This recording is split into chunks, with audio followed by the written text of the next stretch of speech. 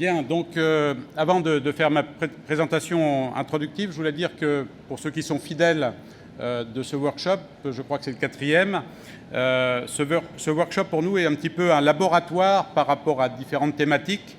Et c'est intéressant, en prenant un peu de recul, de s'apercevoir que la plupart de ces workshops ont été suivis de projets opérationnels, notamment des projets européens qui concernent aussi bien les changements climatiques, la biodiversité, l'éco-conception, des thèmes que nous avons développés au cours des précédents VITEF, et aussi un projet qui vous sera présenté tout à l'heure par mon collègue allemand sur la partie donc méthanisation des effluents.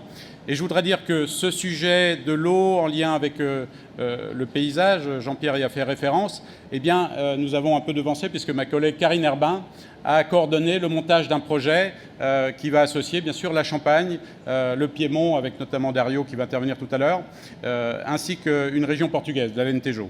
Donc voilà, maintenant on croise les doigts, Karine, hein, on est tous de cœur avec toi, et avec l'ensemble bien sûr de l'équipe IFV, pour que le projet passe. Donc vous voyez que ces workshops permettent effectivement de concrétiser aussi au travers de l'état des lieux, au travers du réseau que nous avons pu créer, des projets.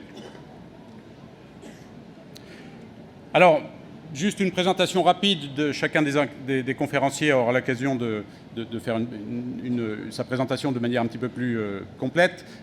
Donc la première partie, pour ceux qui suivent le workshop, c'est toujours un petit peu la même idée, hein, une première partie pour donner un petit peu les éléments de concept, les bases. Donc pour ma part, je ferai une présentation un petit peu générale. Mon collègue Jean-Michel Dessaigne, donc de l'UFV de Nîmes, nous parlera de la gestion optimale de l'eau dans les caves. Et donc la deuxième partie, c'est plutôt le côté retour d'expérience avec Arnaud Descottes, donc du CIVC, qui nous présentera le plan Eau-Champagne.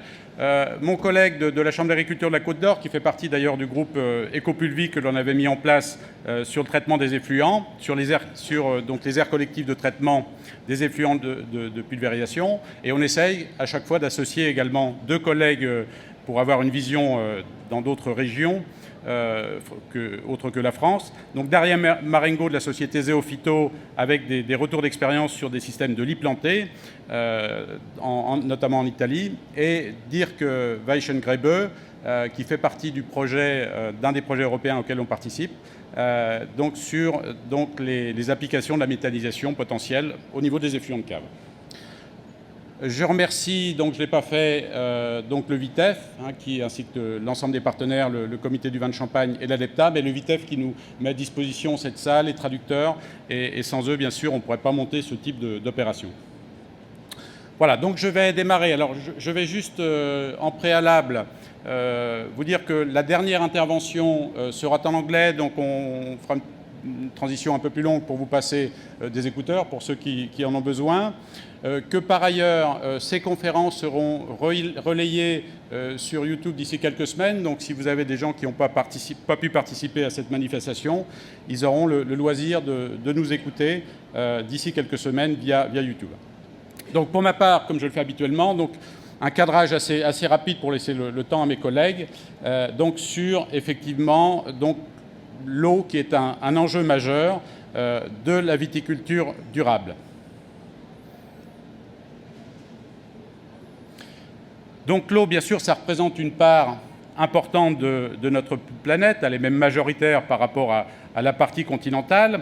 Donc cette eau est renouvelée via un cycle, mais lorsqu'on regarde de manière plus précise l'eau qui nous intéresse, hein, notamment l'eau potable pour donc les populations, qui peut être également évidemment indispensable, notamment pour tous les nettoyages agroalimentaires et vinicoles, eh bien, on s'aperçoit qu'il y a effectivement des pays qui ont tendance à souffrir de manque d'eau.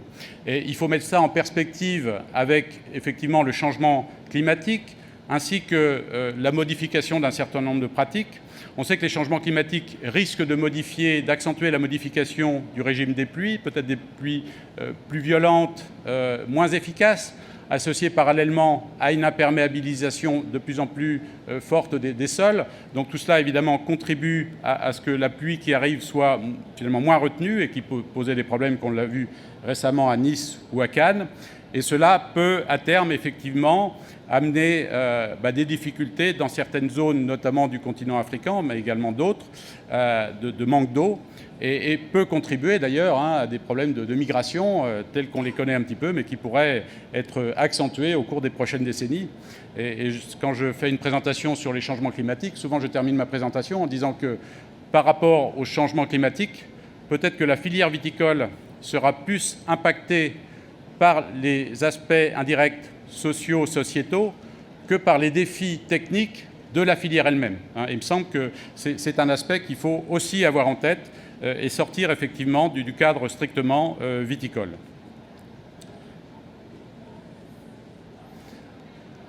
Alors, donc si on maintenant regarde les problématiques, Denis l'a un petit peu évoqué tout à l'heure, de l'utilisation de l'eau globalement au niveau de notre filière, eh bien parfois utilisation pour la lutte contre le gel dans certaines régions.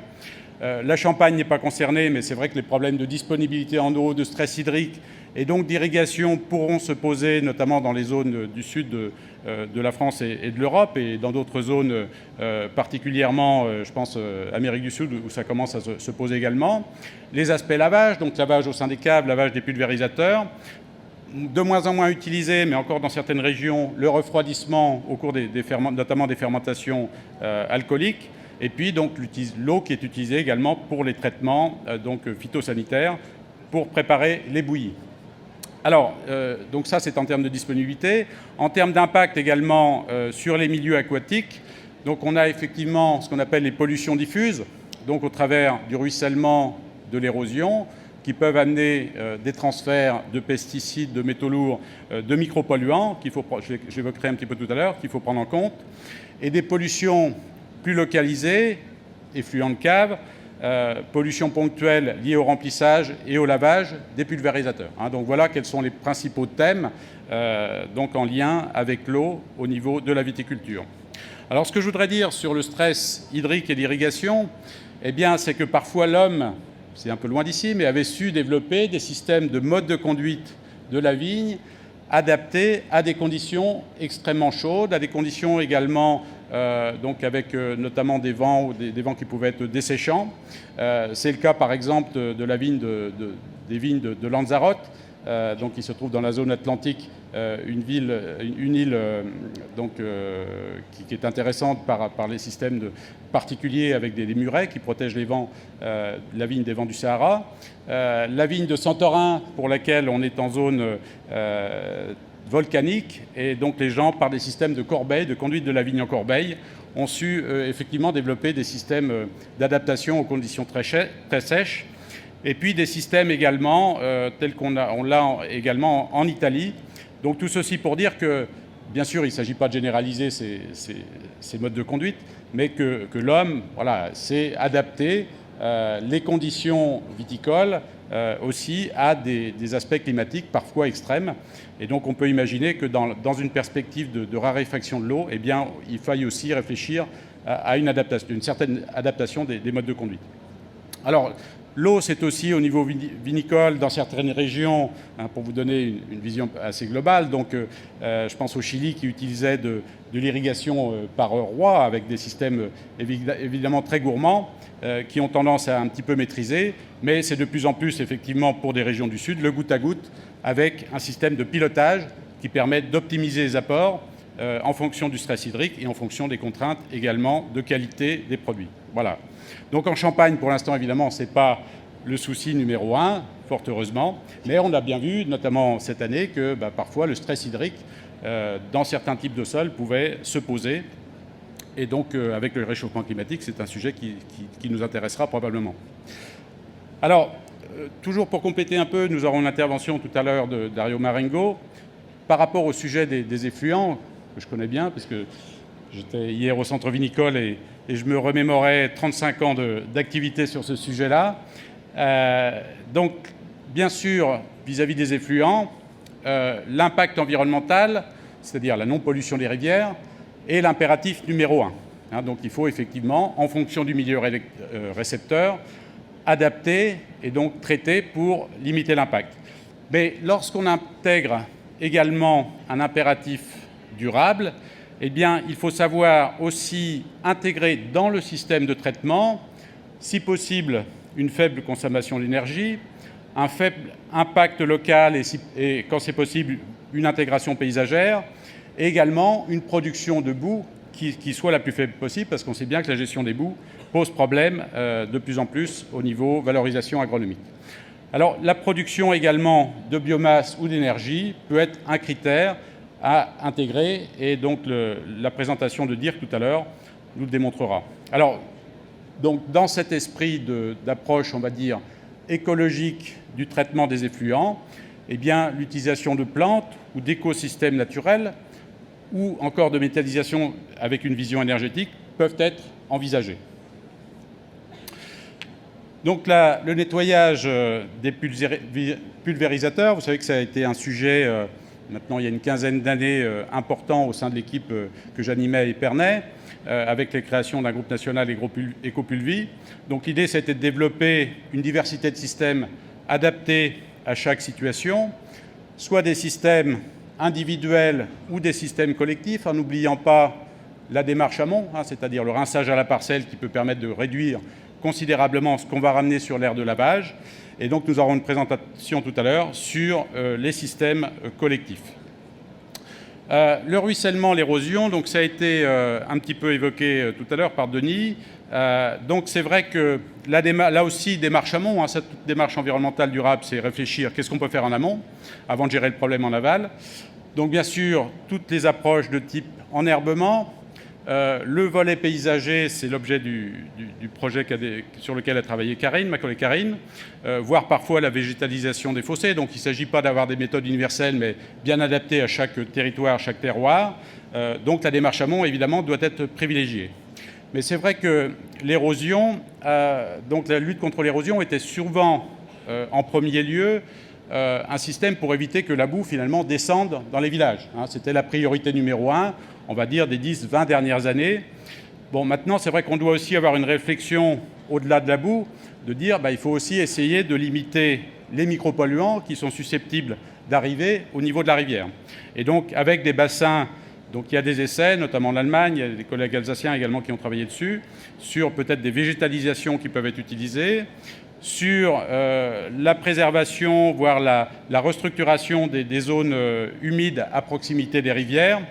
Et parfois même, puisque là c'est en Australie, mais plutôt dans les villes, on peut recréer des zones artificielles qui permettent effectivement de créer un effet tampon et de limiter le transfert, sous réserve bien sûr d'avoir de la place. La difficulté, notamment pour des zones comme la Champagne, c'est la place disponible. Alors la collecte, donc collecte des eaux ne doit bien sûr pas, doit être efficace, mais ne doit pas porter préjudice non plus aux aspects esthétiques. Juste une ancienne carte postale pour montrer que ces problèmes de ruissellement, d'érosion ne datent pas d'aujourd'hui et qu'on voit que dès 1913, on avait aussi des phénomènes, on a un peu tendance à oublier avec les médias, mais ces problèmes existaient autrefois, mais sont peut-être accentués avec différents facteurs qui contribuent. Donc, c'est vrai qu'il faut souligner que c'est important. Alors voilà, moi j'ai fait quelque chose de très court, je vais surtout laisser la place à mes collègues.